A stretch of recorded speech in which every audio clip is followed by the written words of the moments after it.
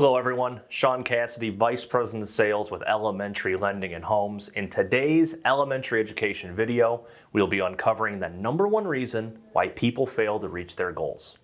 And it's probably not what you think. Let's get into it.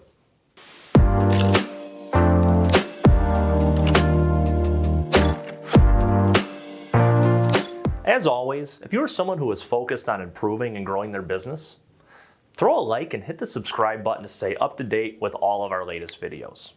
Our education series is posted multiple times per week with great information to help you on your journey.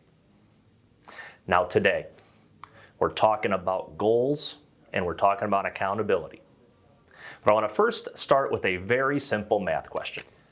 If 4 real estate agents are sitting in the office and 3 of them decide to go out door knocking for business, how many are left in the office? The answer's actually not 1, but it's 4. This is because there's a difference between deciding to do something and actually doing something. Until the agents actually leave and knuckles start hitting doors, there's still 4 agents in the office. So what we have to do, using this example, is put a plan in place that we can execute to achieve our goals. Many people obviously already do this, but a vast majority of them fall off course and don't reach their goals. Now, what can we do to fix this, and where do a majority of people go wrong? Let's start with the goal itself. Is the plan based on logic or emotion? If our goal is to sell X amount of listings or close X amount of loans, believe it or not, we have already set ourselves up for failure by setting that goal. What we want to do is start with an emotional reason for our goal and then work backwards to what it will take to get there. For example, let's say I want to pay off my student loans in the next 24 months or have enough for a down payment on a home for my family by year's end. I would calculate how much that would take financially, divide that by, let's say, my average commission, and I would arrive at how many listings or loans I would need to close to achieve that. Now, although the goal is the same, I now know exactly what happens in my life when I do it. It becomes real. It's not just an arbitrary number that might be based on ego. See, we as humans, we think logically and we act emotionally. So remember, anytime we are setting goals, in order to put our plan to achieve it in action, we must first make it emotional. Money is logical and it rarely leads to action. Case in point, most people want more money, but don't take the actions necessary to earn it, even though they know exactly what those steps are most of the time. The next key is something that most people that are serious about achieving their goals already do. And that is having someone that holds them accountable to do it. This is often called an accountability buddy or an accountability partner. This is someone you are working with who is also trying to achieve the same goal as you are. Now, believe it or not, this is actually the main reason why these arrangements don't last and people don't reach their goal.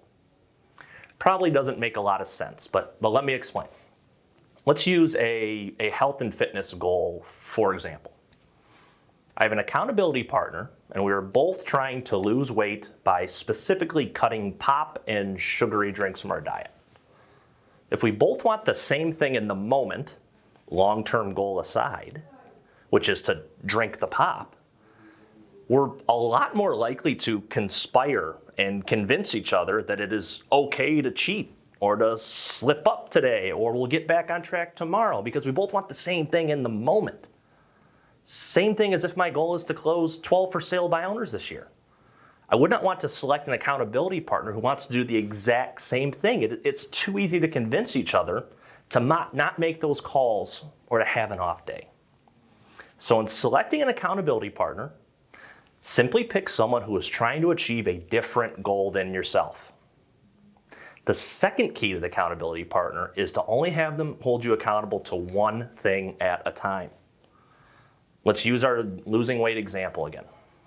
Although I could attempt to hold them accountable to the entire goal of losing weight, which often a coach or a mentor or a manager does, as an accountability partner, I would only want to be holding them accountable to not drinking the pop or the sugary drinks. Same thing in real estate. I wouldn't have that accountability partner to work with me on my overall GCI goal. I would have them on to focus only on making the necessary calls to convert my target number of FSBOs.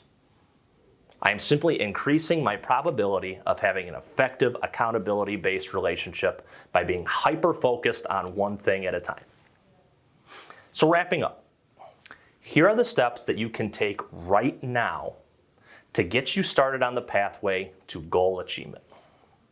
Number one, simply put, decide what you want to do. Number two, put a plan in place that is logical, but appeals to your emotion to spark action. Always remember, think logically, act emotionally. Number three, select someone who will commit to holding you accountable to the activity that is required to hit your goal. Make sure that your accountability partner is not trying to achieve the exact same thing you are. And make sure they are only holding you accountable to one aspect, not the entire goal itself. Lastly, have a specific time every day or week to check in with your accountability partner. Track your activities and conversion rates, and gain the traction to achieving your goal. Hopefully you found today's content valuable. If you have any questions or like to set up a business consultation, see how we can implement systems similar to what we discussed today in your business, you can send me a direct email at sean@elementaryLending.com. Until next time, keep it simple.